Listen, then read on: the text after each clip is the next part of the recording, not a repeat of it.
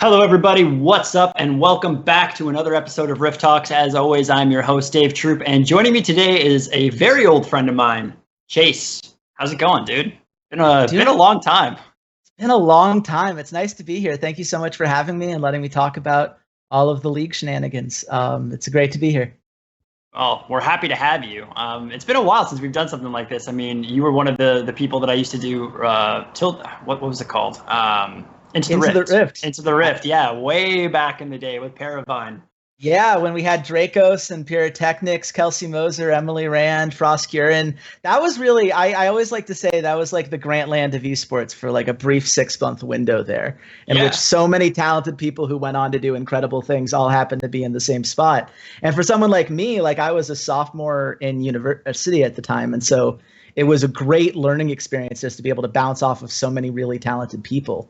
Was really a great time to learn and grow and kind of get me on the path where I'm at today, now that I'm a lead editor for Unicorn, just to plug my own outlet in there while I can. Yeah, you might as well, man. You might as well. Yeah, I felt the same way. That was such an incredible group. Like, it's actually kind of hard to believe when you look back at that list of names. It's like, holy crap. Like, that was a lot of cool people that we were working with. But now we're here, and pretty much everybody's going to do pretty cool things, and you being the lead editor of Unicorn. So I figured we'd start, before we kind of get into more of the, very league esports specific stuff. We'd start kind of with a little bit about you and your background. Obviously, did you do anything before Paravine and Tilted and Into the Rift? I'm going to keep calling it Tilted for some reason. It's my other podcast with UGC on Wednesdays. Yeah, I was going to say, you got some Fortnite talk in there, and I could go on about my Fortnite feelings nowadays if they ever need that second. But no, so I got started as a writer back when I was in high school. I covered the local sports paper when I was 16, covering my high school sports teams. Then started my own blog when I was at university, originally called the Red Shirt Crew, which was kind of a general gaming pop culture-y thing. That thing that everyone does when they're in college, where they're like, oh, I'll just write about all of the things and have no focus or long-term plan at all, just kind of throw it out to the wind. But part of that ended up being that I got really into League of Legends esports. So I started a site with a friend of mine called Less Than Legends, where we did some writing and podcasting for a bit. That got picked up by the LCS Fan Zone, which got me picked up by Paravine, which eventually connected me with Unicorn for the Rough Drafts Guess the Lines podcast that I did for several years, in which me and my former podcast co-host Walter Fedchuk would break through the LCS and LEC lines every week, and we'd see who was closer to the pin. So I've always kind of had that gambling nature thrown in there a little bit.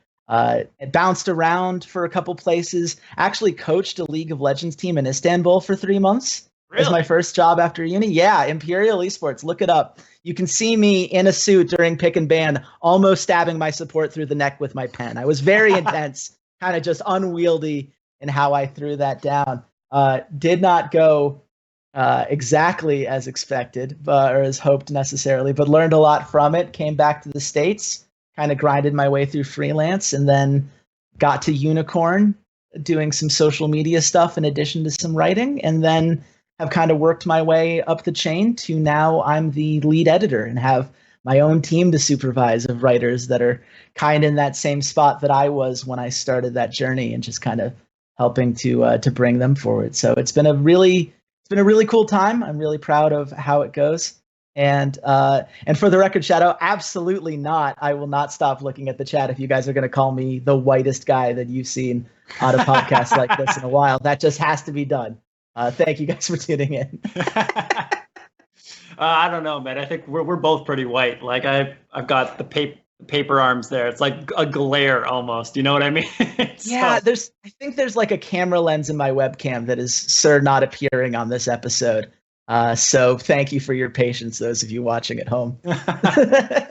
But that's so how did you get that coaching gig? Because that's actually really cool. I mean, and also like that demonstrates one of the things that I love the most about people who work in esports, and also it's really good example for anybody who does want to, is that you have to kind of be willing to take some pretty like big risks or career moves, or just do some things that are out of the ordinary. Like you don't meet too many people who move to Istanbul to work for 3 months, right? Like that's not a very common story. Oh. So how did that come about?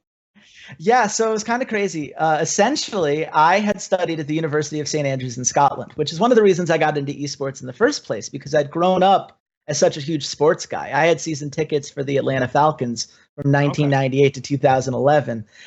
Literally, the only perfect paper I got in high school is about how that fandom made me a cynic. So that's about where I was and where I continue to be with 99% of my sports and esports fandoms. But, esports was a way of engaging with that same type of competition, those same narratives, everything I loved Yeah. about sports. But I could do it wherever, and I could keep in touch with people from back home because they could watch the same games that I do. So it ended up being a passion of mine, and I had some time during a spring break. And once you're over in Europe, right, it's so easy to get from place to place, kind of Yeah. like going from state to state in the US. And at the time, still part of the EU and all that. So it was super easy to just go down to Berlin a couple weekends. Met a guy who was working for SK Gaming, who ended up kind of becoming good friends. I remember that night, it was the two of us and Adele Schwedria, the writer for ESPN nowadays. And we ended up I think we stayed up till 5 a.m. at a KFC talking about bot lane matchups in season 4. Like, it was one of those just crazy kind of nights. And I just kept in touch with that guy. And so he had eventually gone to work for MYM during the classic Move Your Mother's era. And he touched on to a new project and was like, hey, I want you to come in. We're going to have this team in Turkey. We're going to have you do the English broadcast for the TCL. We're going to make that a thing because unofficial streams like that were still common. And we're going to have you be our head of content. And then that didn't happen because the guy who was meant to coach the team never got over from his job in Berlin. And so somebody had to do it. No one else was in the gaming house. And so I decided to step up. And so it's one of those things where I had no coaching experience. I was not good at the game. As my sister once said, I have the reflexes of a dead cow.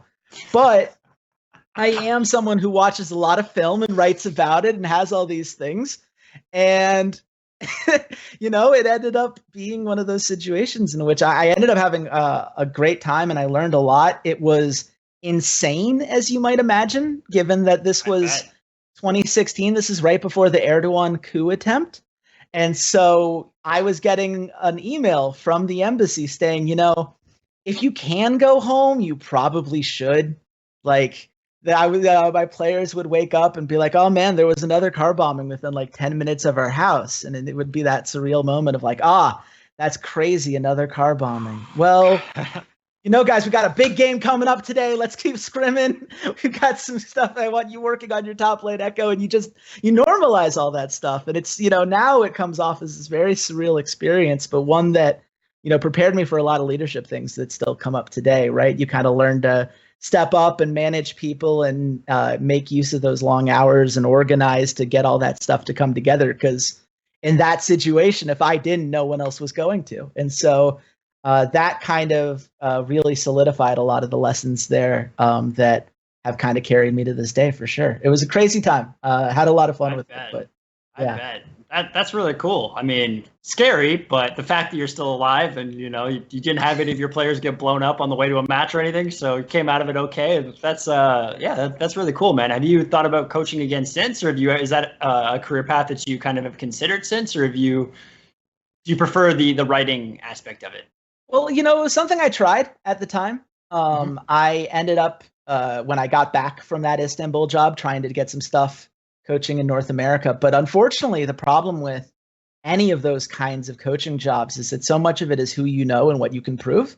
And so what I had was a crazy situation in which I was doing a lot of behind the scenes stuff that I was very proud of. But when I came back to North America, my resume said I coached a challenger team in Turkey, when no one knows how good these Turkish teams are or what was going on. And my team didn't qualify at the end of the day.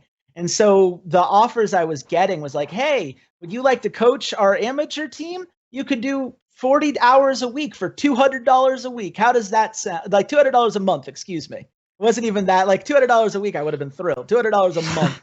How does that sound? I'm like, well, I have this thing called rent.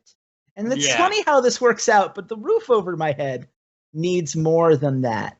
And so that ended up kind of leading me to decide that the amount of work and energy I would have to put in to proving myself there and to getting my elo high enough that people would recognize that I was good at the game, because especially back then, that was such a huge part of getting players to respect you and want to work with you, right? And so for me, it just wasn't worth it compared to other opportunities I could pursue. And so I ended up kind of going back to my writing roots. And yeah, as Stuker just pointed out in chat, now I coach my server's Clash team. That's where my coaching comes in nowadays. So I've got that going for me, which is nice. Yeah, definitely. I mean, we do know some people in the space, like just some of the names we mentioned earlier. I mean, I'm sure you could wiggle your way back into it if you like to. But I think you brought this up twice, and I think it's a point worth mentioning is that, you know, a lot of players, they want to see that you've played or something at a high level, especially for them to kind of respect your opinion as a coach. I don't know how necessary, like I understand it, but I don't know how valid that is necessarily, because somebody who breaks down film, for example, or who just spends all their time watching the game and maybe doesn't really play that much, they don't really have either the mechanical chops, or they just don't really, you know, they prefer to watch than to play. There are those people. Like I think, you know, somebody like Kelsey, I think is a fantastic example of this. I'm not entirely sure what elo she ever got to or how much she ever played, but she's one of the best minds in the entire game. And anybody who disputes that is kind of crazy. Like, she's proven it multiple times. Like, her pieces are always super in depth and spot on. And, you know, she takes what a lot of fans or even sometimes players will take as an argument, and she goes like 6 levels deeper than that and really shows you how rudimentary that original argument is, by breaking things down to such a high degree. I think that's a bigger skill for coaches than, I think that's a more important skill, especially than, you know, just being a diamond player or a challenger player or something. Yeah, well, it's how you prove it, right? So you can go through that super in-depth breakdown, right, of like, here's all the things to know about this laning matchup, this jungle pathing, this whatever meta decision that people are using to determine strategies and whatnot. Or you can prove it by having done it in a game against the player who now knows that you can do it, right? That's the thing, is it's not necessarily that you can't do it. It's just a matter of, you have to be able to convince these players to have the conversation with you in the first place. And you do that by setting yourself apart. You can be someone like a Kelsey Moser, who is so well known and absolutely deserves it, by just the amount of hard work that she's put in. You know, Frostgurin at one point had done some analyst stuff similarly, right, for a team in China and whatnot. You know, you see a lot of these people, you can either put in the work to really prove yourself as that hardcore analyst, or you can get yourself good at the game. But one of them is going to take it, depending on, I guess, your skill set. One will take longer or less long than the other.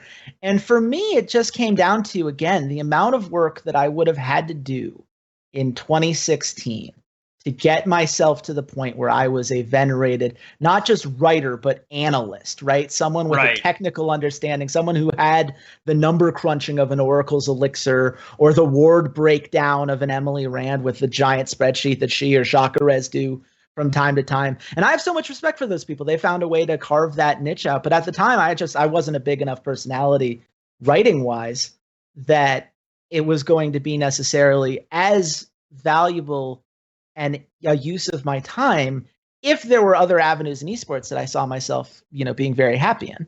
And while I love coaching, I also love storytelling, and I also love being able to bring out the best in other people's work. And it's one of the things that I would say I really love about my editing position, is it ties in a lot of my favorite things about the coaching stuff, which is that I am now. That. Yeah, it's a perfect fit. Yeah, it's everything I love. It's bringing out the best in something that somebody does and is working on and is passionate about, and you get that moment in which they see the growth, and that to me is more rewarding than any front paging on Reddit for my own thing's ever going to be. That's just kind of the way I'm wired. It's the way you have to be in order to be an editor. It's more than the grammar stuff. It's that willingness to always kind of take the step back and know that your work is very rarely going to be seen, but know that in pushing other people up, you're kind of accomplishing something very different, but very powerful in its own way. So love both for a lot of the same reasons. Cool. Well, there was, before we move on, because I do want to move on from the coaching thing and get into more of your day-to-day now into the content creation, because I think you probably have a lot of valuable insight there for anybody who wants to be a content creator or just exist in the League of Legends space. There's a really good question from chat from Stuker. I hope I'm saying that correctly. They wanted to know what's the most similar thing and the most different thing in a coach job from the public perception to what actually goes on kind of behind the scenes. And I think that's a really interesting question that a lot of people are always thinking about, because we don't really get to see the inner workings of how a team works and what goes on behind the scenes. So what is the one thing the public gets the most right, and what's the thing they get the most wrong? Well, I think the one thing that the public gets the most right is probably the understanding of how these personalities are meant to mesh with each other and the coach's role in mediating that. Like, we all know what happens when player egos clash and they disagree and there's infighting, and you see it on their faces and they look like they're, just miserable and don't want to be here. And you see it in their play, and you see it in those moments, especially teams where they start to tilt, those kinds of things, right? The mental that a coach is designed to do is so huge as far as a part of their job, that when you see a team falling apart like that and you see the coach leave, and it's like, oh, well, I guess they weren't able to click and manage these things and get people to the point where they could do what they need to do. 99% of the time, yeah, you're absolutely right. That was the main thing at the end of the day, because I think the thing that people get wrong is that management, that side of it, is the number one part of your job, I would say, at least in the level at which I was at. I should make that clear, because I think that with pro coaches, right, you kind of come in with an understanding of these guys are getting paid a lot of money to do their job. And so they should come into work every day and do their thing regardless, right? You talk to a guy like X Smithy, he's a career guy. It doesn't matter who his coach is, he's going to do X Smithy things. But especially earlier on during the era in which I was coaching, and especially at any level that is lower than that, pick and ban is such a small part of what you do. It's the most visible thing you do. But in all reality, all those pick and bans, most of the time, there's a player who's saying, no, give me this champion. I've got this. I know this matchup. I'm confident. How you manage that relationship of giving them the thing that they want, that they believe in, and telling them no when you think that something's very bad. For example, my mid laner used to try to argue to let him play mid Evelyn in a match. That did not go. I could not let that be. He was a huge mid Evelyn guy. And I'm like, I fought him on this forever. He's like, come on, just one game in a practice. And I said, okay. And it was terrible. It was god awful. It did not work. And he's like, okay, just one more. And I'm like, no, it's done. I don't want to hear the words mid Evelyn ever again. Like, you have to be able to balance that. But that's like, because of all those other factors, it's really hard to evaluate exactly how much is on any individual coach. But the ability to understand how to get the most out of your players, right? And the ability to adjust as you hit that next level, right? The ability to add new skills and constantly be learning rather than just kind of keeping that holding pattern as the rest of the league catches up. I think those are always going to be the things. And just mental boom, more than anything else. If you want to be a good coach, you've got to handle the mental, because if you don't, you end up like, say, Splice last week, in which they lost 3-0 to Rogue, excuse me. And it's not like that's a bad team. It's not like there's not a lot of talent. It's not like Yamato Cannon hasn't done good things at other places in his career. But like that's where you have to ask these kind of questions about, what does your coach specialize in? What support does that coach have to cover the weaknesses? And how do you make sure that your players understand what those strengths and weaknesses are? That's what it takes to be a really good coach above anything else, is that kind of understanding and planning accordingly, I think. Yeah, that all makes sense. And I think you even see that being borne out in the highest levels of pro play, where they have almost like a coach and then they have analysts. You know what I mean? Like, they actually delegate some of that responsibility, some of the stuff that, the coach used to do everything.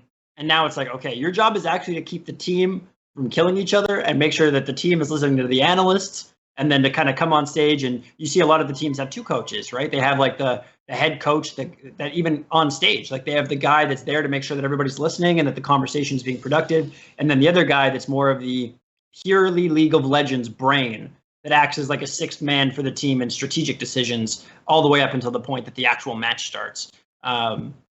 So I think you kind of hit the nail on the head with all that there. Content creation. So this is obviously your bread and butter now.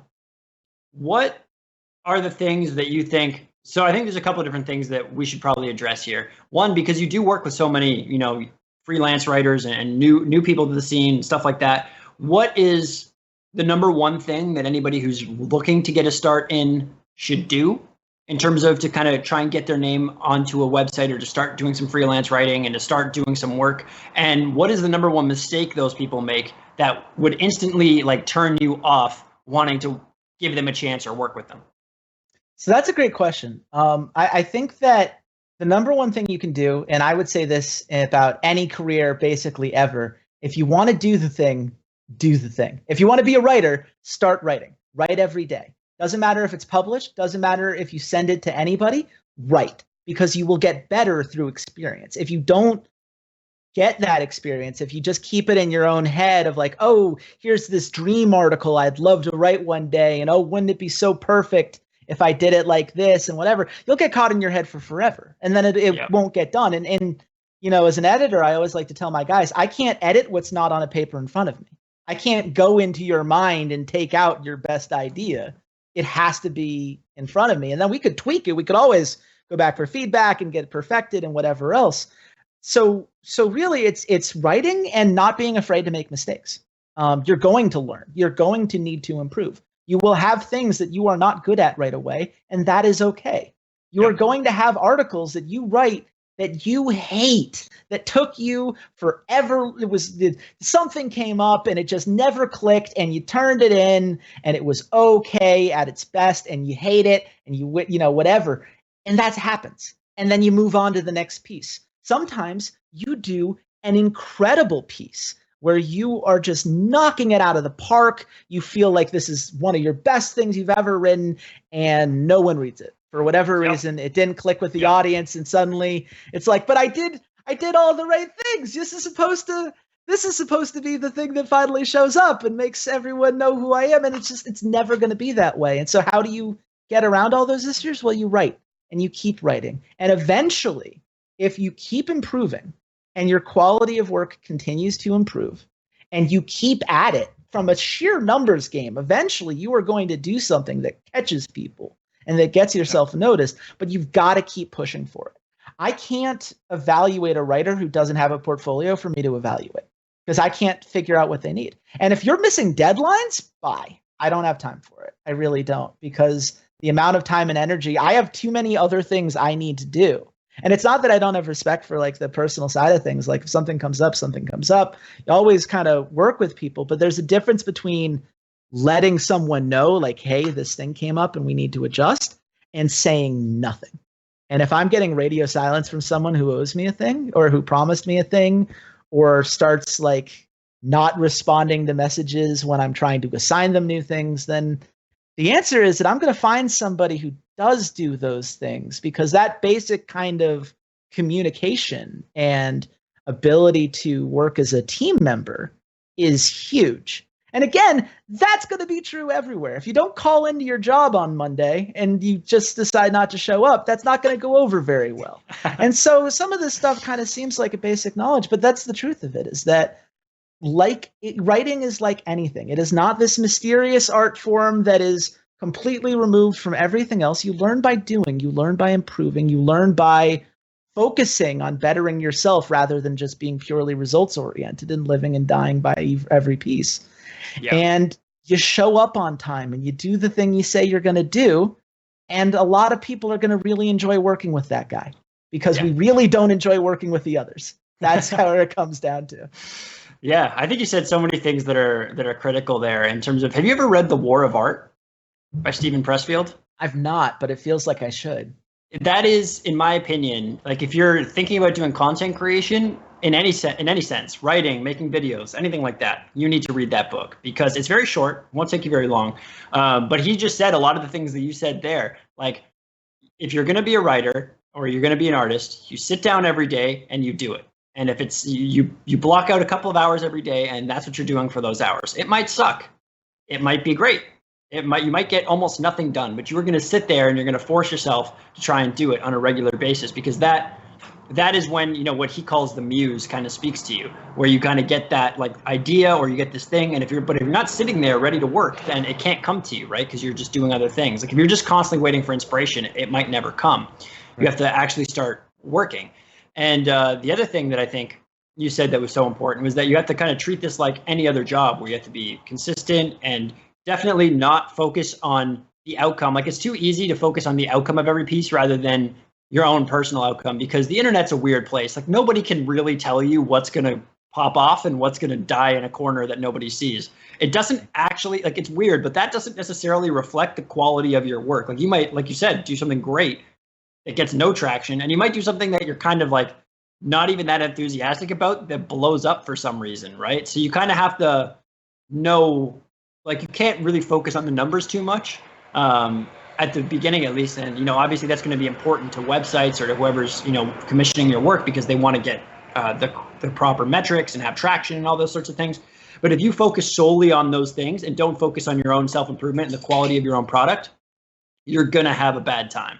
Because, like you said, you might work really, really hard on something, and if you're putting all of your eggs into this is the piece that's going to do everything for me basket, you'll get deflated, you'll get depressed, you won't want to work anymore, you'll feel like, oh, this is what's the point of this, I'm never going to make it, blah, blah, blah, blah, blah, and you go down a really dark road. So I think those are some great points that you made. What tends to do the best in League, at least from your experience? Like what sorts of things do really well in League of Legends, and what sorts of things do you think there's still a big need for, like maybe little niches that haven't been filled in terms of the content creation category that you think would be really, really valuable if somebody were to pick up the slack and kind of go down that path?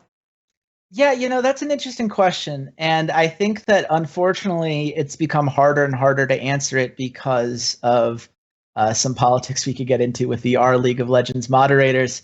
Fun fact, Unicorn is not allowed to post on that subreddit. I bet. And the reason does not have anything to do with the reason that they say that it does, which is always fun, and a whole nother podcast we could get into some other time. But as far as what does well and what is consistently done well, people love stories of their favorite players. This is a very personality-driven game, right? Yep. You know, a lot of these guys, the sneakies of the world, you know, they have their own Twitch audiences, they have large Twitter followings, they you know, make a name for themselves rather by being outspoken like a Double Lift, or by just being, you know, kind of a goofy dude like a Jack Troll over in Europe, you know, whatever it is, right?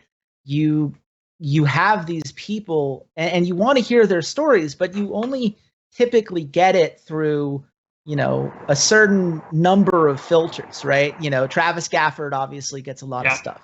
Riot has a lot of their own things. There are a few people that you see all of the time. And I feel like interviews that come at it from a different angle, right? One of the things that I've actually really loved seeing recently that I think there is room for more of and that we will see more of, Laura Lunardi, from Invin has been doing interviews that are much more like player culture related, you know, kind of like just talking to them like people. Yeah. And it's funny when you get to learn like who these guys are and they let loose and they start feeling more comfortable. And, you know, I've started incorporating a couple questions like that in my own thing. And that's how I found out, for instance, that you know that there is like a secret rock climbing club within among LCS players. That apparently, Darshan started this like a year or so ago. He doesn't go anymore because I think he got some sort of injury. But there's like 12 of them or so. Licorice is who I heard it from. And he was telling me about it. There are a couple other players that I've talked to about it. But yeah, they go like once a week or something to a local place near LA. And it's like, that's just the coolest idea to me, is that during the week you get these players from multiple different teams and a couple rioters, and they just go rock climbing together. And that's awesome. A thing. Yeah, that's cool. And no one knew that it was a thing because no one had asked the question to this guy, I guess, hey, what do you do in your time off? Which is such a human common thing that we would love to associate, and I think does a great job of pointing out who Licorice is as a dude. And I think that there's more room for something like that, because if you're just going to come at it from the same angle of a Travis Gafford or an Emily Rand or whatever, like what you don't want to be is a mini version of somebody else. Right. I will say this to any content creator in any game. The thing that makes you different from everybody else out there on the market is that you're you, and that you as a human being have a unique set of experiences, of backgrounds, whatever it is that helps make you a person. You have a unique view on the world, and anything you do, the interviews that you do, the features that you write should come from that perspective, because as long as you do that, as long as you embrace what it is that you particularly enjoy about a thing and that you find fascinating, you're going to write something that stands out, because it's Right. going to be something that only you could have written. And Yeah. so I feel like, there's this idea that everything has to be very straight laced and whatever. And I think that there's room for more personality. And I think that the people who embrace that are people that are definitely starting to get more of a name for themselves in general. So I think those are things that are true in League for sure, but also just true in anything in content. Yeah. And if we could, and for the rest of it, a lot of us unfortunately have to write up the same press releases and whatever else. And if you think you're going to win that game, good luck to you. I can tell you that right now. Sometimes you kind of have to, but a lot of times you're better off taking that time and energy and investing it into something that's different than what's out there on the market for sure. Yeah, definitely. I think you made some really good points there too, in terms of just, treating the people that you're speaking to or writing about like humans, in terms of, if I were to meet you just like at a bar or something, first, obviously, like, work is an easy question. Oh, so what do you do? And then, okay, what do you do outside of work? Like, that's another like easy human question to like figure out, like, what do you like to do? What are your interests? What are your passions? What are your hobbies? That can kind of give us a way to connect, right? And definitely having that personal connection with people, that's how you get insider stories. That's how you get people coming to you with information because they trust you, because they're like, oh, I actually know this guy. It's not just like some weird, like, we talk about work thing. It's like, no, we actually like know each other. And then just the sticking to what makes you unique, I think, is super valuable advice for people too. And it's funny because a lot of the biggest content creators have said that, like, they are the best version. Like, nobody could write a better article than they can, because they're the only one who writes the article with the specific way that they do it. So they're at like the top of their little individual like ecosystem, so to speak, right? And you're never gonna beat somebody else at their own brand. It's not possible. So I think that was all really, really good advice. We have another question from chat. What kind of article do you personally enjoy writing the most and reading the most? So I think you covered the last part of that question, was what does there need to be more of? And you're saying more of a personal touch, more stories about some of these people as people rather than just esports competitors, right? But what do you personally enjoy reading and writing the most? Yeah, so enjoy writing the most is always fun, because as an editor, I feel like I very rarely get to write the thing that I want to write the most. Most of the time, it's me helping empower people to write the stories that I would love to be writing in a different version of the timeline. But, I love looking at these kinds of long-reaching narratives and the people that captivate us and make us care about esports in the first place, right? There are a lot of features about popular players such as Faker, but there are a lot of other players who deserve that spotlight as well, who have things to say, who have experiences, who are interesting. And the thing I enjoy most is when I get a chance to sit down with a player who surprised me, or someone who really stuck with me as somebody who had a lot to say and a lot of to add to the conversation. For example, one of my favorite guys I talked to within the last calendar year was Tierwolf, the Latin American jungler who's now with Splice, used to play for KLG for forever.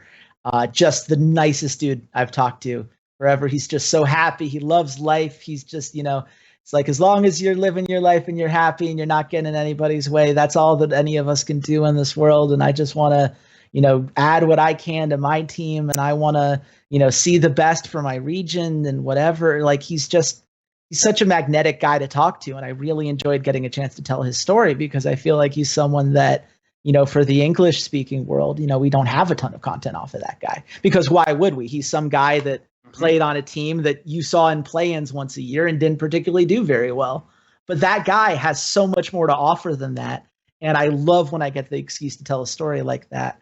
As far as what I love to read the most, I'm going to be a little bit, shill here and point out the piece that Sage wrote for us a little over a week and a half ago on TSM and everything that had gone wrong there, which Parth and TSM released a statement about, which was kind of fun.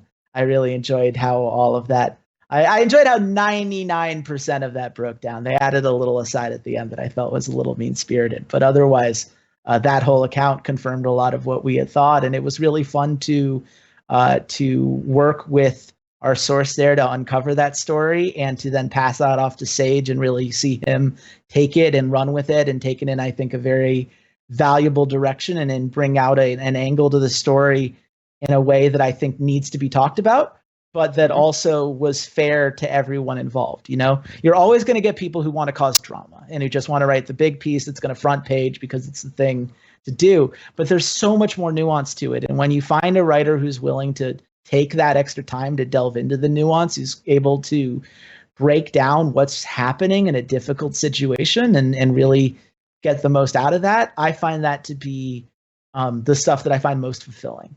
It's that, and again, it's just finding those other stories and from perspectives that are so different than mine. I cannot stress enough how much that kind of diversity of background in terms of how you present narratives and the kind of narratives that you will gravitate towards. There are a lot of people who look like me within the esports industry. I think I can put it safely that way. And I really enjoy reading pieces from people who don't, because it means that they usually come at things from an angle that I would not have otherwise come to. And I love being challenged in that way. And I love seeing those different perspectives. And so, those are the kinds of things that I end up gravitating towards most in my free time, however little of that I may have, for sure. Yeah, that definitely makes sense. I mean, reading something, I think that's important no matter, not just for esports, but for any sphere, right? Like reading things from different perspectives, from different angles, opinions that you might not even agree with, but it's kind of important to get the best version of somebody else's argument or perspective in your mind, so you can at least use that to formulate your own perspective and your own arguments moving forward, regardless of what you're talking about. But in esports especially, there's so much to be learned from looking at things from slightly different ways and breaking things down slightly different ways. Like that's one of the things that I love the most about watching a game that's as complicated and as complex as League of Legends. And you can have 5 top-tier analysts watch that game, and all of them will come to a specific moment or a specific thing or a different thing that broke the game open, or that's where the mistake was made, And it's like, well, these guys all really know what they're talking about. None of them are wrong, but it's interesting to see that they might have different points of view where one might think, yeah, that was a problem, but this was the real problem. And if you take all those perspectives in and kind of accumulate all that knowledge, you become so much more powerful, right? You learn so much more. Absolutely. Okay, so we've learned a little bit about you now.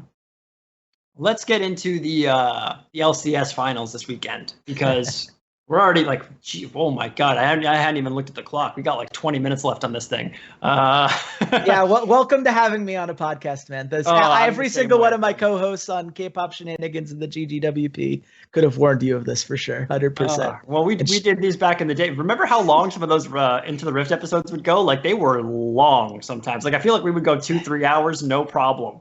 Easily, yeah. And at least half of that, I still remember one infamous episode in which I made poor Kelsey Moser talk about Dignitas for about a half an hour longer than they deserved.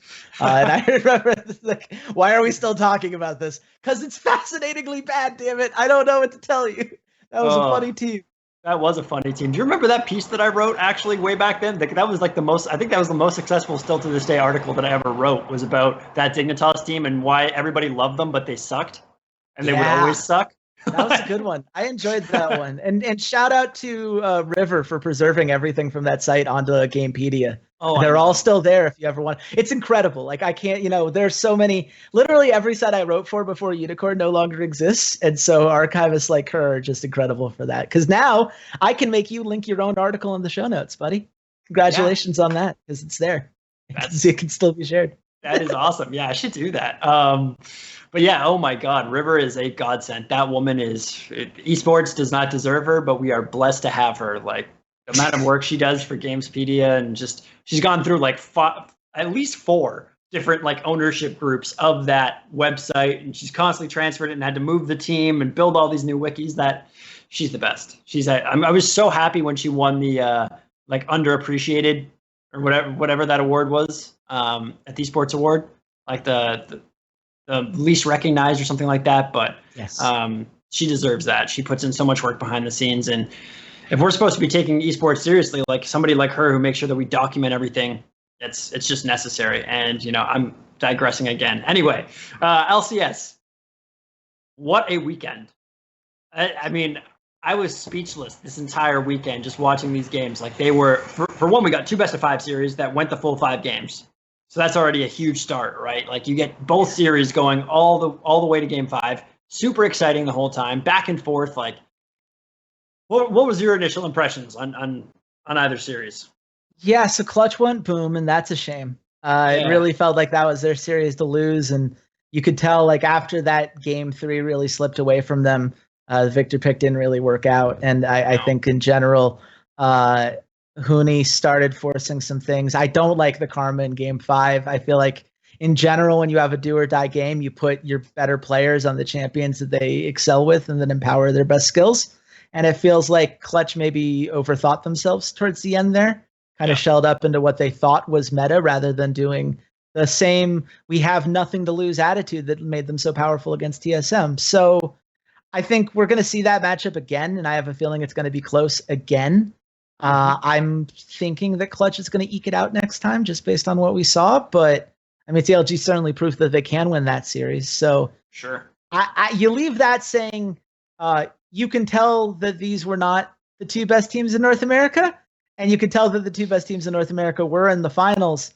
And man, how fun was this series until Cloud9 tweeted out that Jensen was going to win him a title? Because as soon as I saw that tweet, I knew they were losing that series. There was a 0% chance that you send that tweet and then emerge as champions. And I know Portillo's like, stop tagging me. I didn't jinx the team. You didn't not jinx the team, okay? I want to be on the record with that.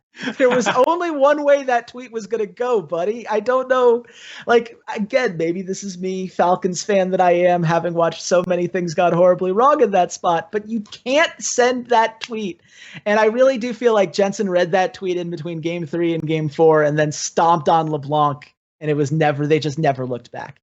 Yeah, I mean, to be fair, he did, like, even though he played so well in LeBlanc in that game 4, he did kind of have a couple situations where he got caught out, like, overly aggressively. And when you're that fed on a champion like LeBlanc, because with her burst, and especially being that far ahead, like, you force the other team to play so much more passively because their carries have to respect that LeBlanc. She can come in from the side, come in from an angle, and just instantly delete one of your damage dealers. And then that puts you in a really tough spot in order to win that team fight. But as soon as they were able to take Jensen off the map, it kind of did open up some places for C9 to do something. But, I mean, Team Liquid was just way, way too good. And you make mistakes against Team Liquid. There's too much talent on that roster. You know, you give Core JJ an opening, and guess what's happening to your bot lane? Like, people, you look at game 2 and game 3, and you see how well Sneaky and Zayza looked in that game, but you have to be perfect against that bot lane, at least within the North American meta. And it did feel like both playoff games, really. You look at which bot lane emerged victorious in each of those games and which teams are willing to allocate some resources to that so that the eventual mid to late game transition fights would go in their favor. That was kind of an interesting development as far as the meta in North America. I'm not sure how ubiquitous that is, but I think if you're going to beat Team Liquid, you're watching the series. I think that's the lesson you learned, even though Cloud9 didn't come away with a victory.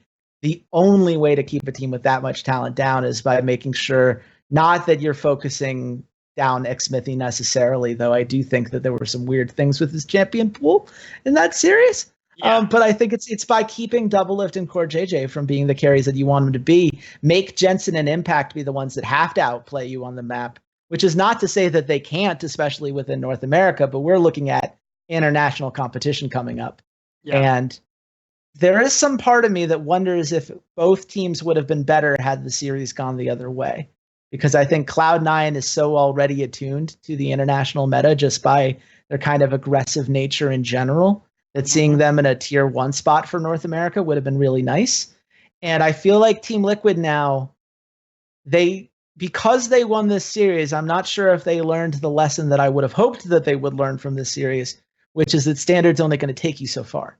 There were really moments in game 3 in particular where you looked at that team and it's like they just don't know how to adapt to this. And in the international stage, that is the thing that kills North America every time. And in Rift Rivals, we saw, what was their one win? Well, they went to Sonateric. What did they do in game 5 against Clutch? Well, they went to Sonateric. They didn't do it in game 5, but only because Sona was banned. Like, they have their answers. And in North America, no one's been able to force them onto different answers. Yep. And I hope that they don't go into Worlds thinking that they can do the same, because if they do, they're going to get a really rude awakening from 3 regions who I think are all better than North America right now.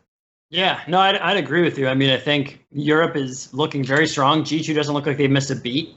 Korea and China have just always been better than us. Like, it's, maybe there's one odd tournament where we'll beat China. I don't think we've ever, I mean, I guess we technically outplaced Korea this year as well, but at MSI, but I just don't think that it's very common for that sort of thing to happen, right? Overall, these are way too good. Like these other regions are way too good. They're way too aggressive. And North America is kind of, I think the biggest problem with us as a region is that our strategy has always been, let's watch Korea, do what Koreans do.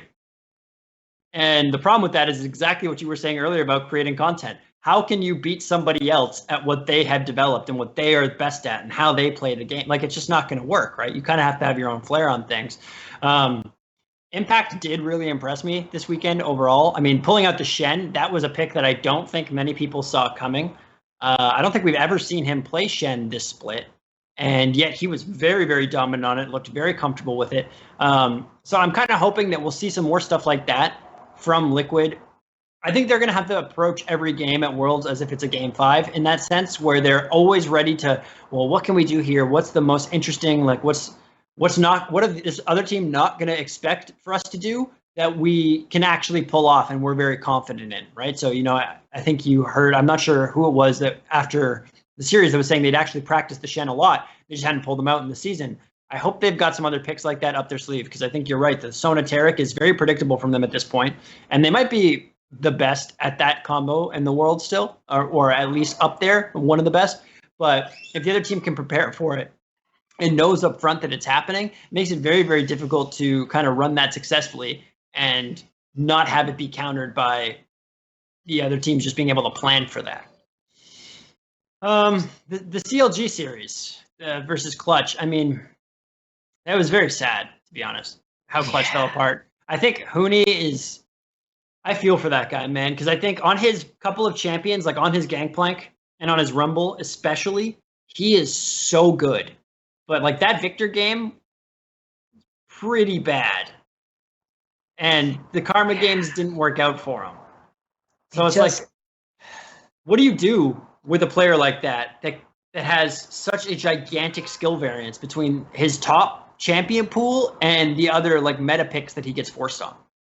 Yeah, well, that's the question, right? And I think that Clutch certainly has a great staff, and so, you know, with guys like Nasser El-Naki as analysts, and with McCrag. God, I'm forgetting his name, but the really McScrag, I think it is, the Clutch gaming coach. There's a lot of good coaches on that Clutch lineup, and I do think they're going to learn a lot from this. I think that McScrag left. It's ThinkCard now who's in the head coach spot. My apologies to ThinkCard. ThinkCard, I think, has done a good job since he's taken over the position and deserves a lot of credit for that. I do think that when you look at this Clutch team, it's all a matter of managing those personalities again. You have to be able to tell Huni no. You have to be able to tell him, look, I know how badly you want to win, and I know that we have crushed this thing in scrims, and it doesn't matter right now. Because what matters is winning this game. And I know, Huni, that you want to win this more than anything. I mean, we saw the tears after he lost that Game 5 in the semifinals. You know, when I talk to Clutch guys, they talk about what a leader he's become, how passionate he is, how dedicated, and how he's the one constantly calling people out on mistakes. Like, you think about, you know, we joke about the time at SKT, right? Where like Coma took him for a year and then sent him back like, now we're good. But in all reality, he learned a lot from that experience, right? You know, you don't work for a guy like Coma and then just kind of let that go. And he's always called Coma an artist, you know, someone who had just so much respect for that system. And it sounds like he's taking this very seriously. How do I get the most out of my teammates to get to that goal? How do we enact the lessons that I learned even on this North American scale? And those players have bought in. And I think that they are getting nearly as far as we could ever hope for a team of the, you know, kind of quality of talent across the board that we've seen. But you just, you know, they're getting the most out of what they have. The question is whether what they have is enough to get themselves to the world stage. And I think it's going to be between them and CLG to get through. I think they're by far the two best teams left. And I think that we're going to see another 5-game series as we find out which one of them has just that little bit of an edge more to get themselves where they need to be. Yeah, definitely. I mean, I think DeMonte is a huge bright point for Clutch this year as well. Like, I think that guy has a real future for the LCS, and, you know, it's obviously a little bit hopeful and a little bit maybe a little bit too optimistic, especially with knowing how long we've both been watching North American League of Legends. But I think Demonte is actually the first player I've seen in a very long time where I'm like, this might be an NA-born player that actually has the ability to make himself a real name on the international stage over time if he keeps this up. Because this year was just phenomenal for him. And especially, like, even in this last series, he was really, really good. When he got his Irelia, the Kiana, like, he was a very, very, very imposing player. And so I'm really interested to see how much he's able to evolve his game moving forward.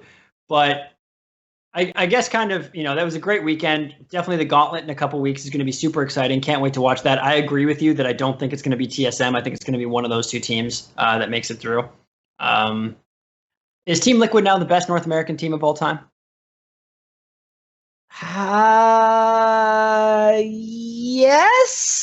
Yes. I think they have to be, right? They've won 4 straight titles. No one's ever done that.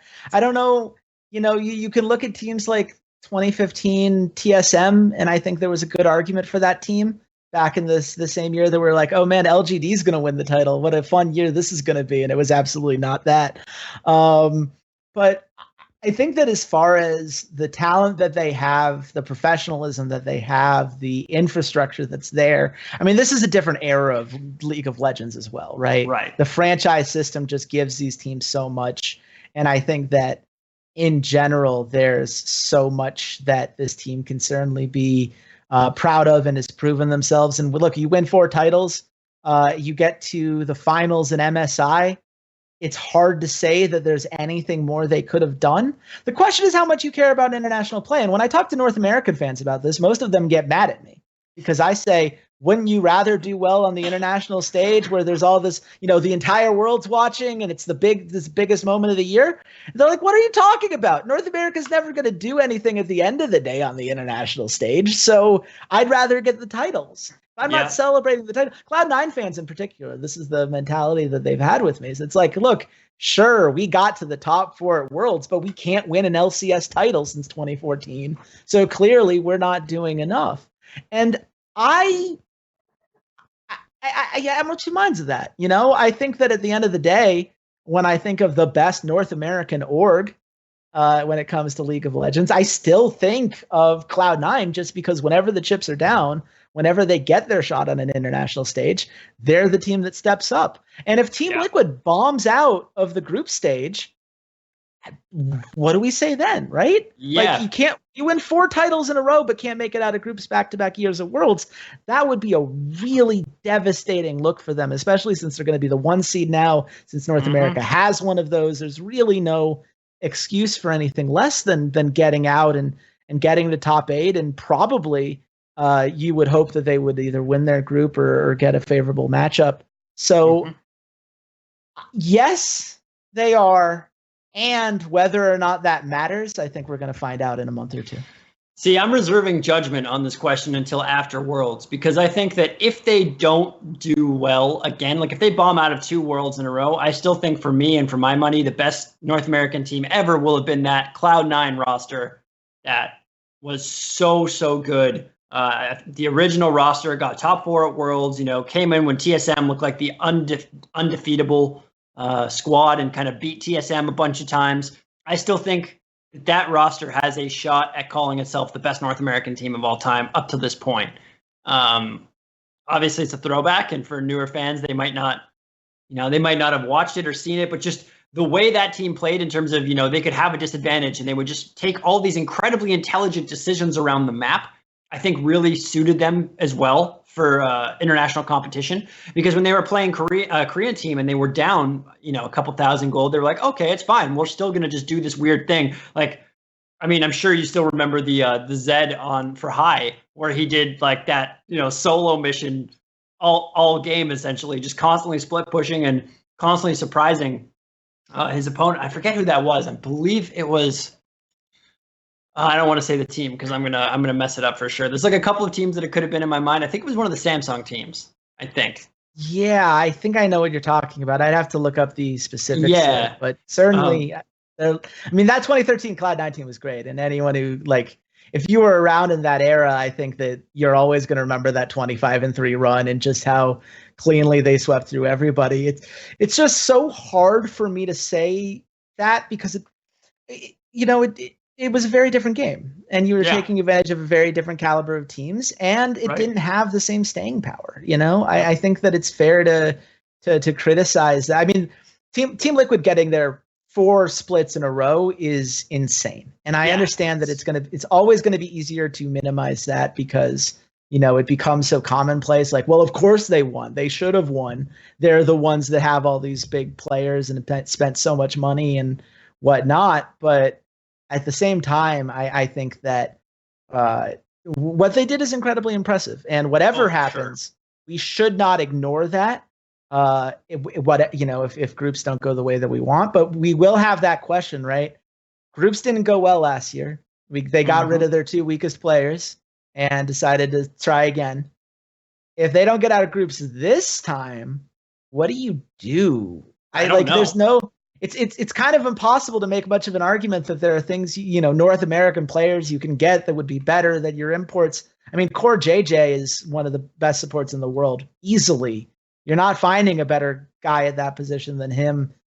Jensen, it's so there isn't another answer here that's very clearly waiting in the wings. This is when they have to step up. This is when they have to do it. Yeah, and we'll see if they do.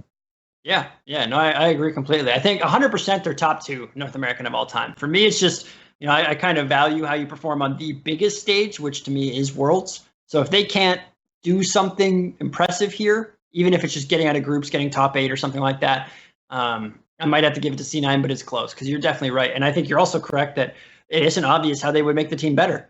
I mean, maybe if Jensen gets caught out and does some more silly things, they need to replace him, but he's such a highly skilled mid laner that can also blow open a game for you by getting solo kills in that mid lane.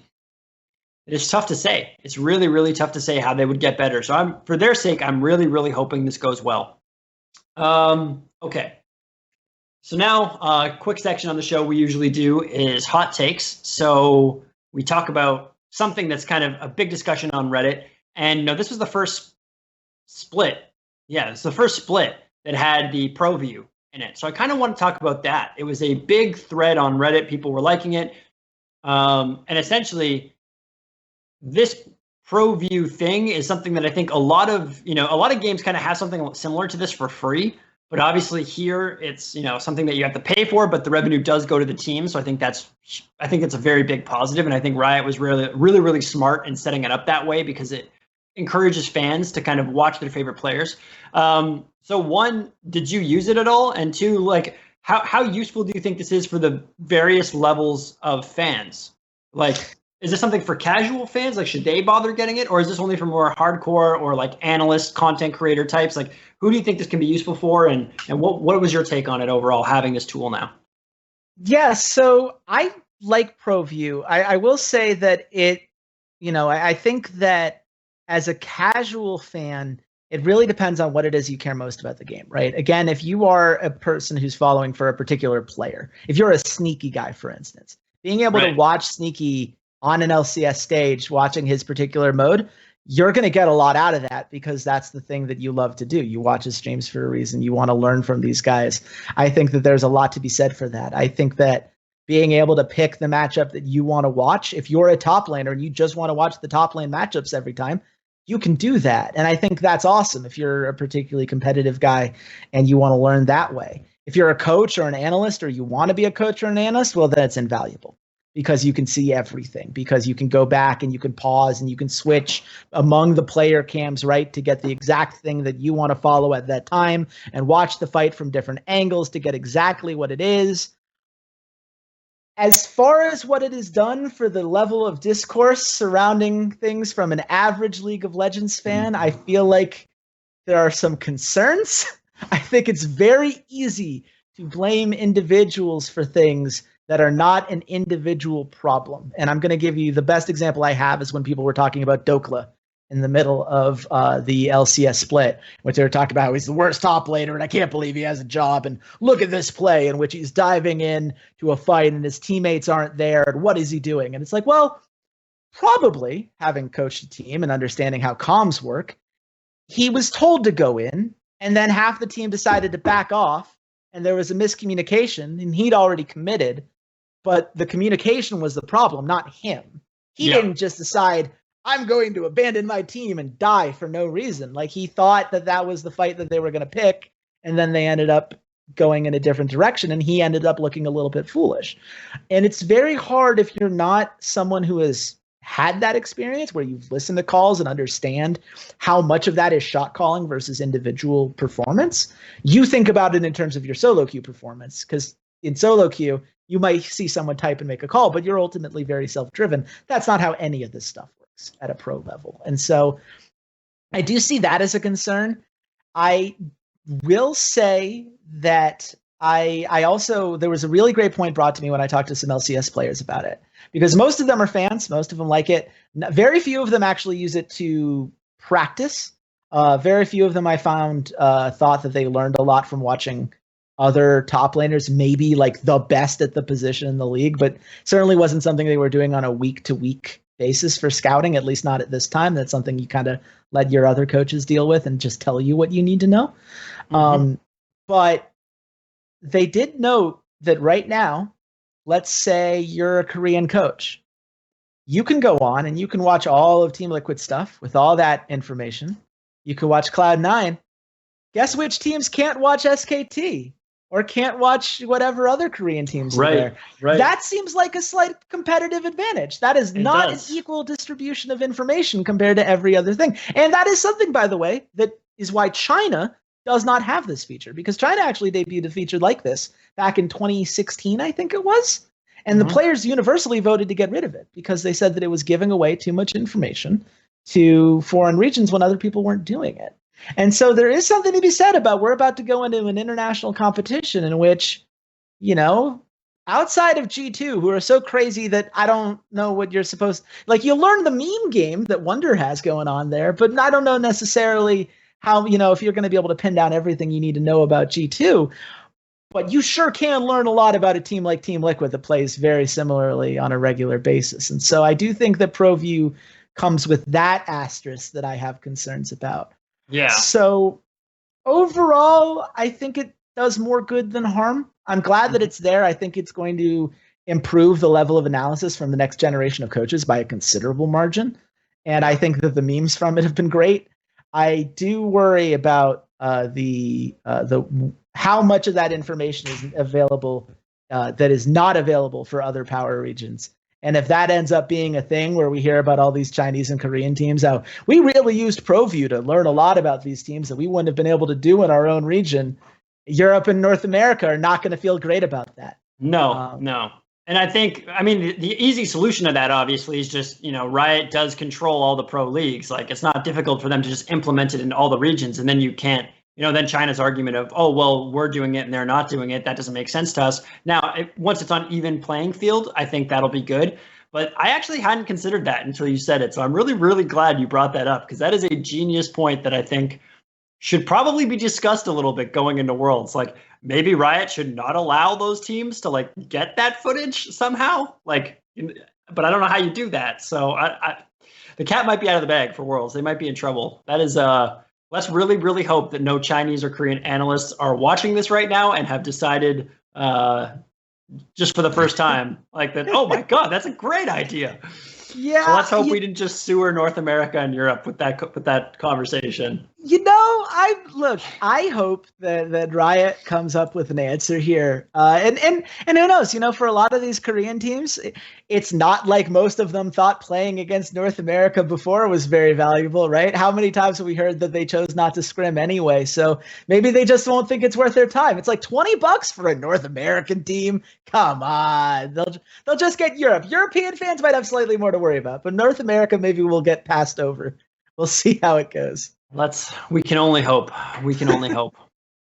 All right. Well, I think we're gonna do TFT now. Is that something that you want to stay on for and comment on, or what are your thoughts on this?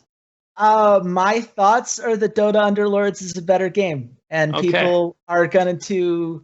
Well, we'll see if it continues to be a better game, because there's about to be a huge update to it where they actually introduced the Underlords from the title of Dota Underlords, which I did not Oh. know, by the way, was actually going to be a mechanic in the game, which tells you a lot about how they haven't mentioned it to this point at all. And they just released an update where it's like, by the way, the Underlords are coming, whatever they may be.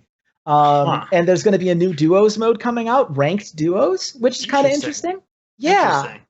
That could be the way that they differentiate themselves from a competitive perspective. And so yeah, I find that to be kind of fun.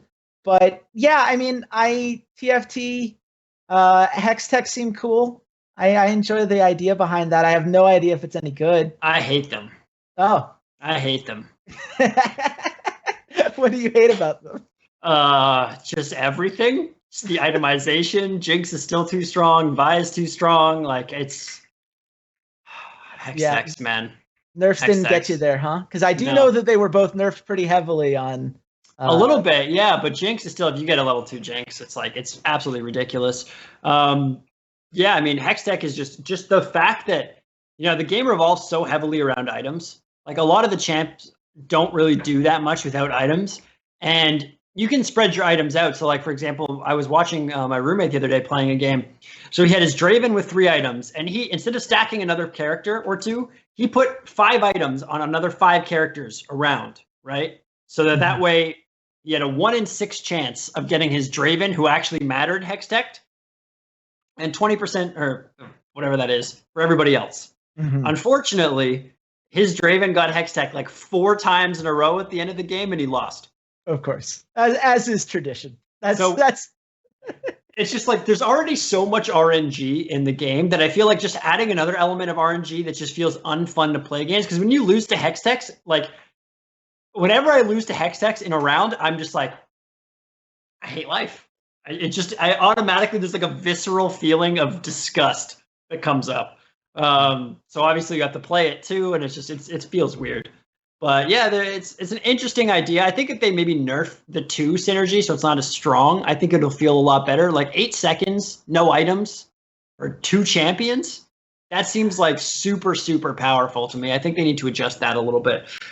Is Gnar as strong as I think he is? Because I thought he was strong before the buff. Ridiculous. Yeah, Gnar is ridiculous. Like a lot of people are running carry Gnars right now. It's like super, super viable. You put 3 items on Gnar and he doesn't get Hextech, and teams are in a whole world of hurt right there. He's really, really good. I was just baffled that it got a buff. Yeah, me too. I was too, to be honest. It was definitely surprising. They're trying to buff the wild units because the wild synergy doesn't get played very often, other than in that wild sorcerer shapeshifters comp. The thing is that the problem with wild is that until late game, so like early game, there's literally no point in having 4 wild units out there because you have like only 5 units or maybe 6 units. So buffing the 4 wild doesn't do anything to, like, unless you have like the perfect units out there too, like a Draven or something. Like, it doesn't really do that much for you.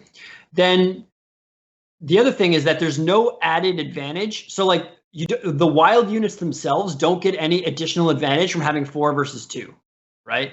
Like you only get, like, it's still the same amount of attack speed. It stacks the same speed. Now, sure, you get to buff your other units, but that doesn't actually help your wild units out anymore. So I think the individual units are overtuned due to this, the fact that no one's running the synergy. Gnar, I think, is one of those units. It's like super, super strong right now. But I am really excited for what's coming out this week. We've got you here anyway, so we might as well pick your brain on it. You seem to know what you're talking about. You've listened to a couple. You've looked through these patch notes. I can tell. Yeah. It turns out when you edit for a website, everything that comes across your desk comes across your specific desk. So definitely helps you keep informed for sure. Definitely. All right. So new champion, Pantheon. 5 cost. That's all we really know about him, is that he's a legendary. Seems cool. He's going to be a guardian. So it'll give a little bit more flexibility. You can run Braum, Leona, or Pantheon and just run 2 of them to get this synergy.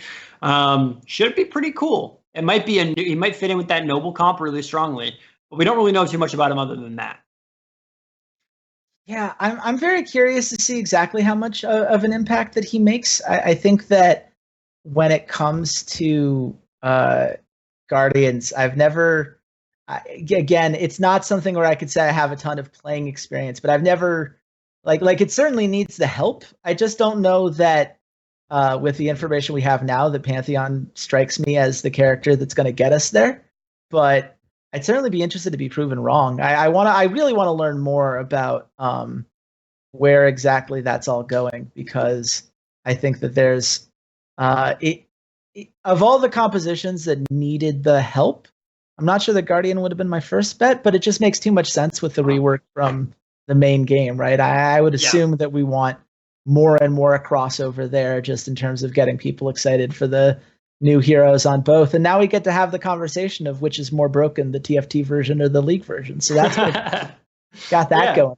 Yeah, that'll be good. I think they are getting to the point, though, where they're going to have to be careful about adding more champions, because already the amount of champions in the pool makes it kind of difficult to find the ones that you want. You can go whole games without seeing, like I was trying to play Rangers the other day, and I just didn't find a Gnar until the end of the game, basically. And not a Gnar, sorry, a Kindred. I just didn't see Kindred once till the end of the game. It was incredibly frustrating. But they're adjusting the assassins, which I think is critical. I mean, that assassin comp just doesn't work right now. 6 assassins isn't good. There's so many problems with the pathing. Then the fact that Phantom Dancer basically just negates your passive, your thing completely. It's kind of frustrating. So definitely think they need some adjustments. I'm curious to see what they do. We don't really know, and we don't really have much information, just this graphic. They're buffing Jace, Lissandra, Nidalee, and Shyvana and Warwick. Shyvana was already broken once, so we really need to go through this again. Nidalee and Warwick, these wild units, like I just said, they keep buffing the individual units, not realizing that the problem lies with the synergy, not the units. The units are strong. Nidalee's already one of the best one costs in the game. And she's going to be probably the best one cost in the game after this buff. Jace is trash, so I'm okay with buffing him, but I don't want to do anything that encourages Hextech. And Lissandra is also trash, so good, I guess. What are your thoughts on this? Yeah, it's funny because you guys are like, oh man, 45 heroes, how crazy is that? And I think Underlords might be at like 60 something right now. So the whole like, oh man, how will I find all of my units? It's all about pacing of the game, though. I think Underlords is definitely slower, so you get more time to get there. But yeah, I mean, I think that whenever you add new units to the game, you're going to have a big shakeup. I think the one thing that Riot's done pretty well when it comes to balancing TFT is that they haven't been afraid to make changes when they need to. They're very much on top of, but both in terms of making sure that you're getting enough changes that it constantly feels like the game is evolving, but also not changing. They have the big patch and the small patch, and the big patches are the ones where you're willing to try these, big trait changes and really shake things up. But then you get these small patches where you can hopefully get some tweaks in. And I like that system better than what we're seeing in Underlords, where you see like big patch at the beginning of the month and then very small changes to like a couple of heroes. And that's the only thing that they're going to consider. And then the next month, it's an insane number of changes because that's the way they just gear all the big things at once. So I'm glad that Riot's listening to the community. I'm glad they're finally admitting that the game's permanent. I kind of wait. What I would really love, and this is the thing that I think is really missing, if you're going to have this many changes in a game as regularly as you do, the info screen in the game's client needs to be so much better.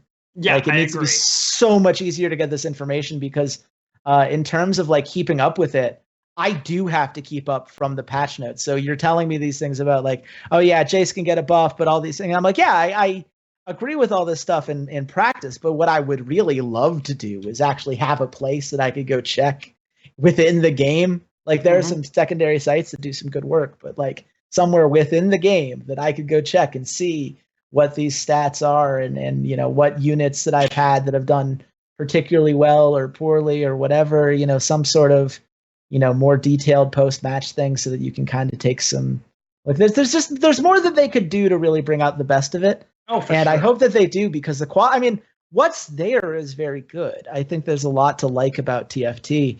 And I think it's just a matter of bringing that to the forefront and getting that stuff right before you start worrying about, having 80 characters in the game and having all of that.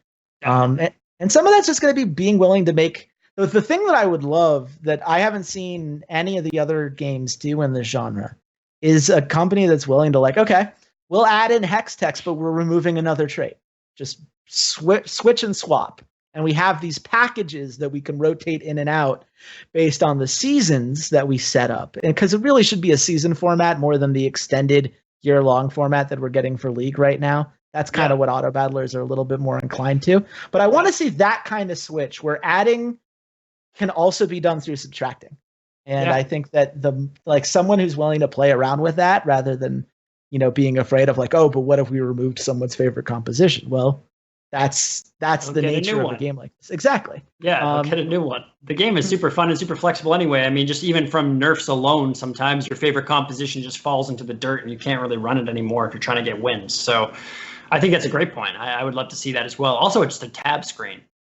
Pressing tab and seeing all the other people's compositions. You know what I mean? Like how in League, you just press tab and you can see everyone's items. You can see everyone's gold as long as they're visible, all that sort of stuff. I think that just makes sense. They're also buffing Yordles, which again, I think there the problem is their composition. When they dodge attacks, they still get the person whose attack got dodged still gets mana, even though they didn't do damage. So because of that, they're super susceptible to sorcerers, right? And I think they're basically unplayable, at least at 6 right now. 3 you can kind of run, but I haven't seen any 6 Yordle comps doing well at all. And I tried it once the other day, and I came 7th. It was awful. So I think that's a well-deserved buff. Then they're nerfing Leona. Her level 2 stun is dumb. It's 8 seconds. You'll just have a player, one of your units just AFK for half the game.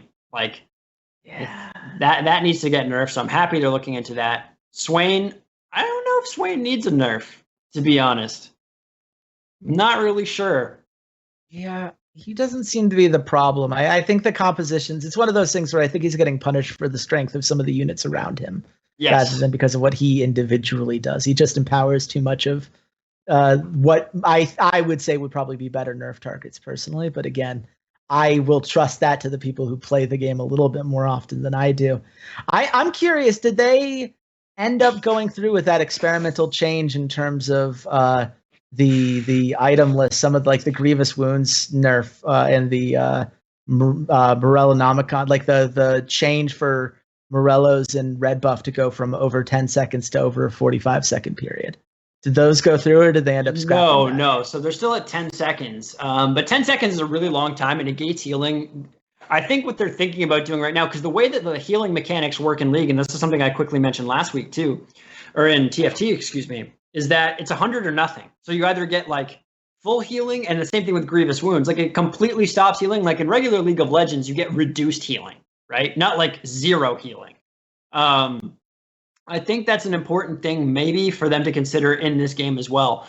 Even though obviously it's going to, up the amount of math that somebody kind of has to do and think about some of this sort of stuff. I think, items like Bloodthirster and Hextech, which they're nerfing, are super, super strong because you get so much, there's only a couple things that you can do. You either have to buy a red buff or you have to buy a Morello's. I mean, both those items are in the meta right now anyway.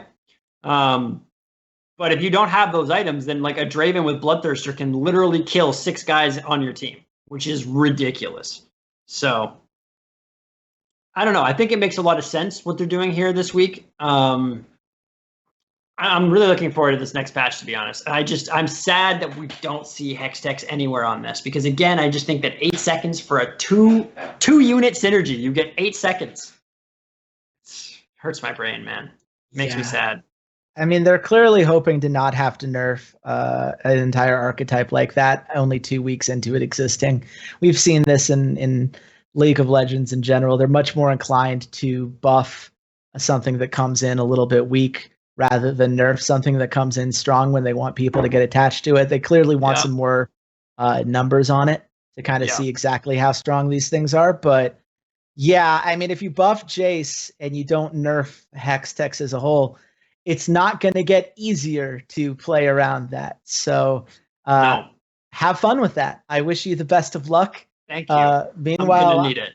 Yeah, I'm going to just enjoy that Doom now silences all those brawny assholes and underlords, because that really, it's been too damn long. I pick warriors to be the beefy guys, damn it. You don't get to out beefy the beefy guys. That's not how this is supposed to work. That's my story, and I'm sticking to it. Oh man. All right. Well, I think we just did an hour and 20 minutes, my friend. Yes. That was a great talk. We'll definitely Yeah. have you back on whenever you feel so inclined.